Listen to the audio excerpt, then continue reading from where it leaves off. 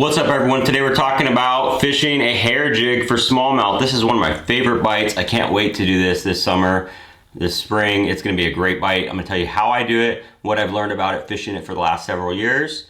Talk about it right now. Thanks everyone for watching. Please like and subscribe if you like this content. This channel is all about fishing, bass fishing, tackle, latest trends, gear, how-to, things like that, fishing trips, all about that stuff. So please like and subscribe if you like that. Let's jump into fishing for smallmouth with a hair jig. This is one of my favorite unique bites that I get on when I go up north. I'm getting ready to go up to Washington State in a couple weeks, and I'll be in Michigan after that. Those are two prime areas to throw it. It's really, really good during the post-spawn. The main ingredients that I found is somewhere with smallmouth that are shallow with clear water. Anytime you have those situations, you can catch them on a hair jig. So this is a custom one that I have. I'll kind of walk you through some different baits, but I'm gonna tell you a little bit about how I like to fish it. It's really a simple proposition. You cast it out and reel it in. I've taken my wife doing this. I mean, she could catch fish, but I said, just cast out and reel it in. She started reeling it in. This is when we were up in Traverse City, Michigan a couple years ago. She's reeling it in. She's like, it's not doing anything. It just, it's not. It's not like a chatterbait or something where you feel it. You just cast it out and reel it in. It is the simplest, dumbest looking thing, but it catches fish like crazy when those smallmouth are shallow. Did the same thing with my dad. We went fishing again in Traverse City last year. Same thing. I said, just cast it out and reel it in.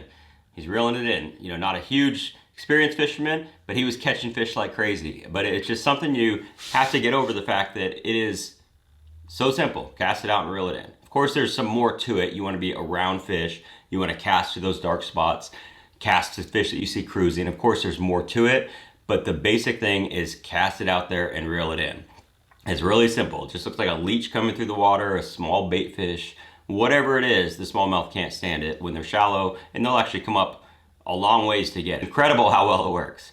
So one of the main things with this is, of course, getting a good hair jig, but also having the right setup.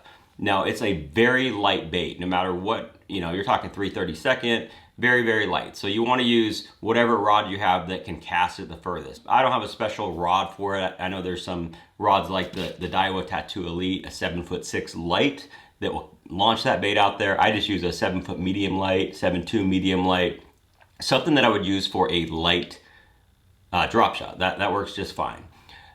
You want to have a spinning setup that can cast really well, so light braid. I've switched over this year to Seaguar PEX8. It's very, very thin, but in the past I was using 10-pound Seaguar Smackdown with a 8-pound leader of either Gold Label or Tatsu. So something pretty light that you can whip that bait out there. Because again, it is very light, and you want to get that distance away from you to get the most bites.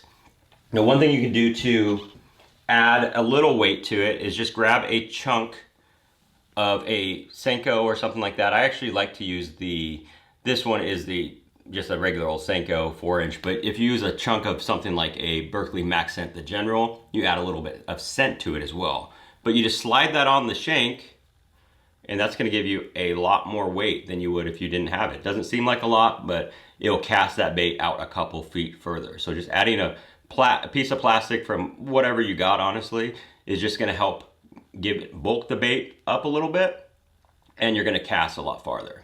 Now I'll run you through some of the different heads. This is a custom one I bought up in Sturgeon Bay. I tried to order more. I think it was from Howie's Tackle. I checked recently and they didn't have any available because they hand tie them all, but I really like this one. Comes on a little mushroom head with a nice stout hook, and it is very, very fluffy, and it's got some added feathers in there as well for some different colors. That's a good one if you can find something like that. But really the best commercially available one I found is the Outcast Fighter Fly. These aren't cheap. I think they're about $4 each. I think it's 2 for $7 or $8, something like that. But these are very good marabou on there, very fluffy, very good looking bait, and you could find these just about everywhere. Good hook, even though it's small. That's really plenty to catch a smallmouth and keep them pinned.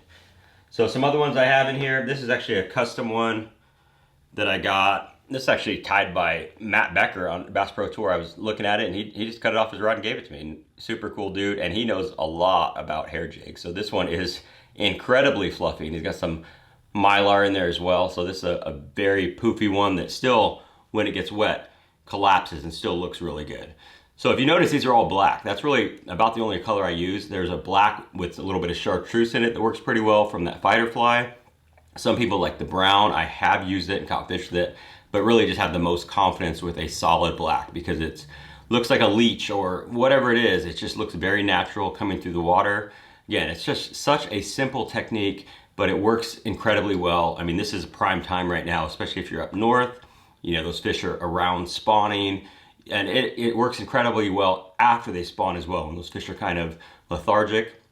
I had one of my best trips ever with this in Washington State, Clearwater fishery, post-spawn, very tough fishing, but they were killing a hair jig. So it's a great way to catch fish when, when those smallmouth are shallow, they're cruising. I have caught a handful of largemouth on it, but primarily this is a smallmouth technique. So just cast it out there, reel it in. I'll put a link in the bottom of this to an article I wrote about this a couple years ago on Bass Resource. Kind of details a little bit more of what I'm looking for, things like that. But it is a great technique. If you haven't tried it, do it. You're missing out if you haven't done it, because this is one of the best ways and the most fun ways to catch a big smallmouth on light line with these little tiny hair jigs. I guess this one's not that tiny, but you know, they're pretty small baits, and it's a finesse approach that you can catch tons of fish with. So I just wanted to share my experiences fishing a hair jig. Thanks for watching.